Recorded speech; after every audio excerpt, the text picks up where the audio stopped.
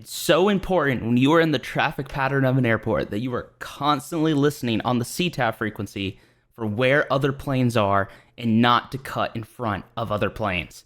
Pickens County Airport in South Carolina had two close calls this weekend, one of them much closer than the other. My name is Clayton Caldwell. You're watching Fly with Clayton. This video is dedicated to Juan Brown and the Blancaluria channel. Let's check it out.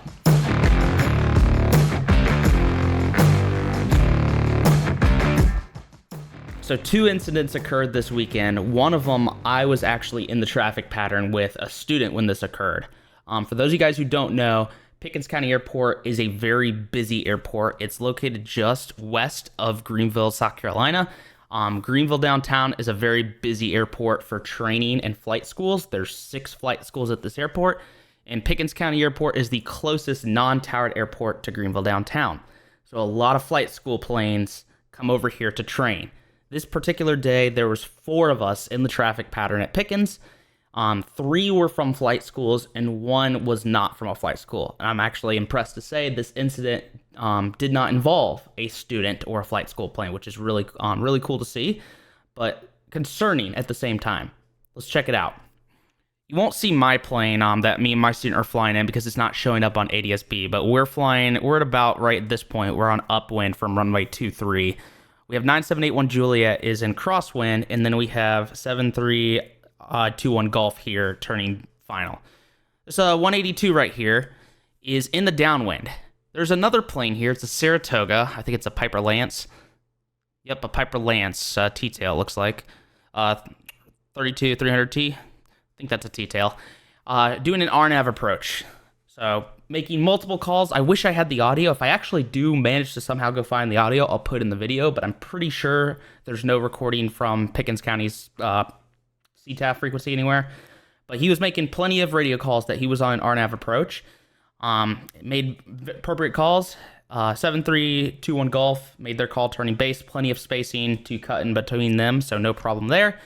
The problem comes when 4754 Echo right here decided to turn their base with 39639 on about, I gotta say, that's maybe like what, a mile or 2 kilometer, 3 kilometer final. You can see here they start to come, they converge right on final. Again, the ADS-B data from flight radar is not showing it quite as well. I'll put a screen recording I have on the screen where you can actually see it, where it's a little more accurate, where they got closer, but they got dangerously close. You see here again, 39639 on final, and 4754 Echo turning right onto final right next to them. Here you go. You can really see it here. They got very, very close. Altitude of 4754 Echo here, about 1,500. Altitude here, about 1,400. Again, I'll put a recording on the screen that has some more specific numbers, but they got dangerously close. Thankfully, 39639 saw him and called out he was boarding his landing and actually turned out to the right to avoid a collision. Crazy enough, this actually happened, I looked at the time, almost exactly 24 hours before, same airport, Pickens County Airport. One of our line guys and another guy from our flight school were taking our Piper Arrow to Pickens to have it done on maintenance. So they decided to do an RNAV approach just to get some practice with the RNAV approach in. Again, many appropriate radio calls coming in on the RNAV approach. And right when they get near short final, I'm going to try to get it to show up here. It doesn't show up very well on this ADS-B. This plane right here, November 52928, entered on a crosswind, crossing the numbers over runway 5, enters a downwind, and same thing. Turns right in front of them. See if I can get this to show up. Exact same scenario. They are on short final, and 52928 turns base right in front of a much faster aircraft and cuts them off on final. 1472 Tango ended up doing a go-around and joining the pattern and coming back to land. Not nearly as close as the incident that occurred on February 3rd, but still pretty close regardless. Just a reminder from the FAA and the AIM, it is always the recommended procedure for entering a traffic pattern that you enter on the 45 degree in the downwind. I know there's a lot of older pilots I've seen who like to enter the pattern on the crosswind off the departure end of a runway. I strongly advise against that. I still think the smartest and best way to enter a traffic pattern is on the 45-degree entry in the downwind. I've seen this happen. This happened to myself included, where we had just taken off a runway and we're on the upwind leg about to turn crosswind, and a plane joined the pattern right on the crosswind and cut right in front of us while we're on the upwind. So it's much safer for the 45 entry into the downwind. And if you're from this bottom part and you have to cross the field, cross the midfield and join. You can either teardrop to join in, or you can turn it into the downwind. I personally teach my students, I think the teardrop is the best technique, because that allows you to kind of judge your spacing and find the gap in the pattern where there's space for you to jump in and squeeze into the pattern. I think that's a little bit more safe versus just trying to cut in front of someone in the downwind. But strongly advise not entering patterns off crosswinds. Always the safest to enter on the 45 in the left downwind, or right downwind if it's right traffic. It's very easy to quickly point fingers and blame the pilots who turned in front of the two planes that were on instrument approaches. If we take a look at Advisory Circular 90-66 Charlie here, down at 9.1, the FAA kind of outlined some things talking about practice instrument approaches at non-towered airports and the traffic pattern. Of course, announce and coordinate for safety is a big thing. You want to announce and communicate with other planes in the traffic pattern what you're doing, and then kind of coordinate with them to create a safe flow. This is kind of interesting to me. I just read this part, and this is actually interesting to me. Communicate to avoid a risk of mid-air collision. Let's read through this section.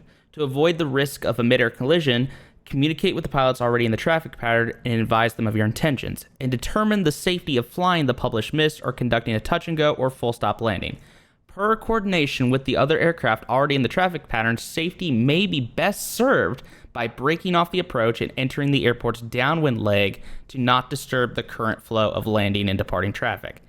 The way the FAA words this is, if we're not able to communicate with other pilots and establish a safe approach for us to come in on a practice straight-in instrument approach, it might be better for us to consider breaking off and joining the downwind.